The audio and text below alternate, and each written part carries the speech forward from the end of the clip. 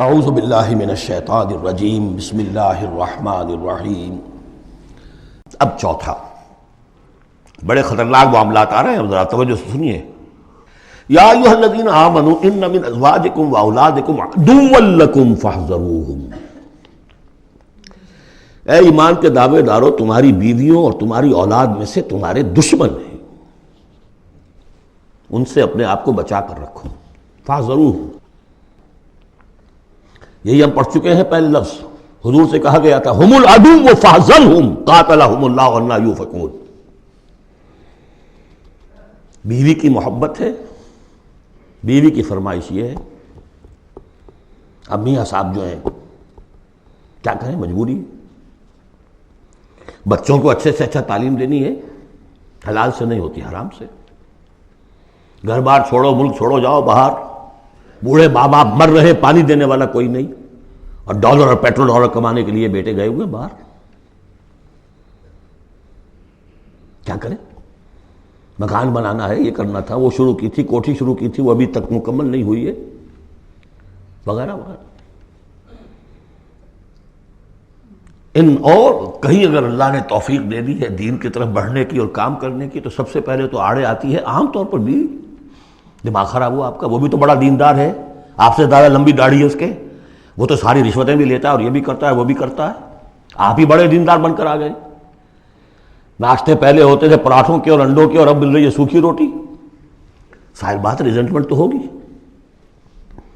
ان من ازواجکم واولادکم عدوا لکم فاحذروہم۔ یہ بالکل الٹی باتیں ہیں ہمارے تصورات کے بالکل برعکس۔ انقلابی تحریک کے اعتبار سے 100% ہر چیز فٹ بیٹھتی ہے، وہ تصور نہ ہو تو یہ ساری باتیں جو ہیں یہ ایسی منتشر ہو جاتی ہیں، انمل بے جوڑ سی ہیں۔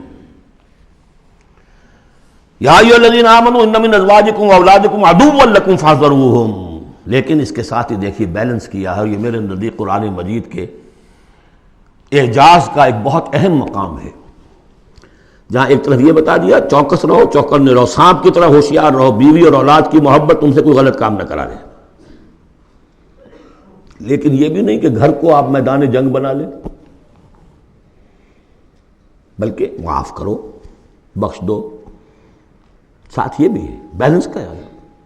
وَإِن تَعْفُوا وَتَصْفَحُوا وَتَغْفِرُوا، تین الفاظ آ رہے ہم معنی، اگرچہ معنی مختلف ہے۔ عفو کہتے ہیں کسی کو ڈھیل دینا، داڑھی کے لیے بھی آیا ہے حدیث میں اعفوا اللحیٰ، داڑھیاں چھوڑو، داڑھیوں کو بڑھاؤ۔ عفو کے معنی ایک تو پکڑ لیا فوراً چھوڑو، ڈھیل دو۔ تصفحوا، کبھی کبھی ایسا بھی ہو کہ کوئی غلطی ان کی دیکھی اور ذرا دیکھی اندیکھی کر دی، چہرہ اپنا پھیر لیا، اسے پتہ ہی نہ چلے کہ دیکھا ہے، ابا جان نے دیکھا ہے یا شوہر نے دیکھا ہے، کیونکہ ہر بات پر پکڑیں گے اگر آپ تو ضد بھی پیدا ہو جائے گی، کسی وقت جو ہے ایک نیگیٹو سائیکالوجی ڈیولپ ہو جائے گی۔ وَتَغْفِرُوا، تغفروا بخش دینا، یعنی جیسے کہ مغفر جو ہے سر کو ڈھانپ لیتا ہے، ڈھانپ دینا ان کی غلطی کو۔ وَإِن تَعْفُوا وَتَصْفَحُوا وَتَغْفِرُوا فَإِنَّ اللَّهَ غَفُورٌ رَحِيمٌ، تو اللہ بھی تو غفور اور رحیم ہے نا۔ تم چاہتے ہو کہ نہیں، جیسے سورہ نور میں آیا تھا کہ اے ابو بکر تم نے اپنے اس بھانجے یا اپنے عزیز مصطح کا جو ہے جو مدد کرتے تھے روک دیا ہے، کیا تم نہیں چاہتے کہ اللہ تمہیں معاف کرے؟ اگر تم چاہتے ہو اللہ تمہیں معاف کرے، تم بھی اس کو معاف کرو۔ وَإِن تَعْفُوا وَتَصْفَحُوا وَتَغْفِرُوا فَإِنَّ اللَّهَ غَفُورٌ رَحِيمٌ۔ اب یہ آ گیا، دیکھیے پہلے ایک انڈیویجول، ایک مرد مومن، اس کی زندگی میں دو پھول اندر کھلے، ایک باہر والا پھول جو ہے وہ گوبھی کا پھول ہے بہت بڑا، اندر والا ہے تسلیم و رضا، توکل، اور باہر والا جو ہے اطیعوا اللہ واطیعوا الرسول، وہ تو ظاہر بات ہے کہ پورے دین کے اوپر جو ہے وہ محیط ہو گیا، جو بھی حکم ہے۔ لیکن اب اس کے بعد ایک فرد کے گرد سب سے پہلا حلقہ کیا ہے؟ اس کی اولاد، اس کا گھر۔ ان من ازواجکم واولادکم عدوا لکم، یہ تمہارا ایٹیچیوڈ ہونا چاہیے اپنے گھر میں۔ ایک طرف تو وہ جو طبعی محبتیں اللہ نے ڈالی ہوئی ہیں، کہیں وہ تم سے تمہاری منزل کھوٹی نہ کرا دیں، کہیں دین کے راستے پر بڑھنے سے رکاوٹ نہ بن جائے، ہوشیار ہو، فاحذروہم، ان سے بچو۔ لیکن ساتھ ہی ہے کہ گھر کی فضا کے اندر عفو، درگزر۔ دوسرا انما اموالکم واولادکم فتنہ، جان لو تمہارے مال اور تمہاری اولاد تمہارے لیے فتنہ ہے، اسی پر تو ہم آزما رہے ہیں تمہیں۔ زین للناس حب الشہوات من النساء والبنین والقناطیر المقنطرۃ من الذهب والفضة والخیل المسومۃ والانعام والحرث. یاد ہے کہ نہیں سورہ آل عمران کی آیت؟ اللہ نے یہ محبتیں ڈالی ہیں، کبھی تو امتحان ہے، آزمائش ہے. یہ محبتیں ہی نہ ہو تو سب کے سبھی اللہ کے بندے بن جائیں. دیکھنا تو یہی ہے کہ تم کس کس چیز کو، کس کس ریزسٹنس کو، کس کس ہرڈل کو عبور کر کے آ سکتے ہو ہمارے پاس. انہی پتھروں پہ ہو کر اگر آ سکو تو آؤ.